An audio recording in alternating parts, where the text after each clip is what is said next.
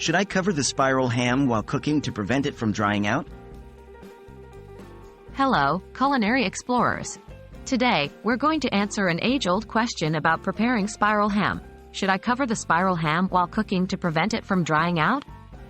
We will break this down into bite-sized pieces so you can confidently cook your ham without fear of it becoming dry. Understanding spiral ham. Spiral hams are already cooked when you purchase them. They're typically smoked or cured, which means our primary goal in cooking them is simply to heat them up, not cook them through. An important aspect of this process is ensuring that the ham doesn't dry out. To cover or not to cover? Now to the big question. To keep your ham moist and juicy, you should definitely cover the ham during most of the baking process. Covering the ham helps retain its natural moisture in the oven's heat, preventing it from drying out.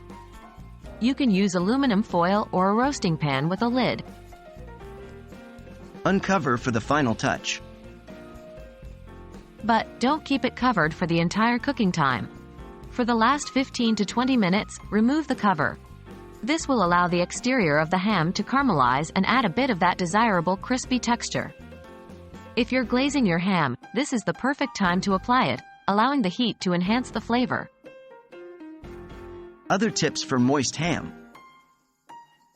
Here are a few extra tips to keep your spiral ham moist. Baste frequently with the pan juices or with an additional glaze.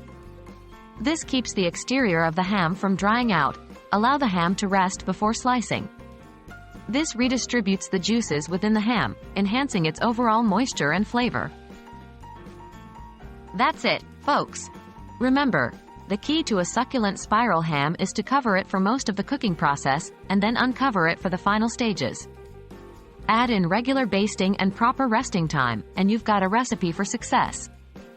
Enjoy your cooking journey and the delicious meal you're about to serve. We hope this has been helpful and made your culinary adventure a bit easier. Happy cooking!